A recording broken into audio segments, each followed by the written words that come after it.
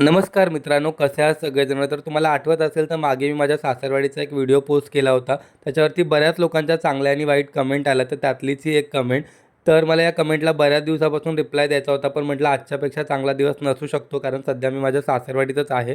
तर या ताईंचं असं मत आहे, की सासू-सासऱ्यांना एवढं प्रेम देण्यापेक्षा तेवढंच प्रेम तू तुझ्या आई दे, त्यांना जास्त चांगलं वाटेल.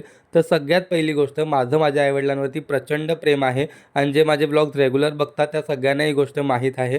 आणि मला दुसरी गोष्ट सांगा, की असं कुठल्या ग्रंथामध्ये लिहिलं आहे, की रिस्पेक्ट किंवा प्रेम हा फक्त स्वतःच्या आई द्यायचा असतो, बायकोच्या आई नाही. अहो, मी माझी मुलगी साधी 2 मिनिटं कोणाच्या हातात देऊ शकत नाही. या आई तर त्यांनी त्यांची मुलगी कायमची मला देऊन टाकली आहे. अनंत उपकार आहे त्यांचे माझ्यावरती. सो प्लीज या मेंटॅलिटीतून बाहेर या, की रिस्पेक्ट किंवा प्रेम हे फक्त स्वतःच्या आई द्यायचं असतं.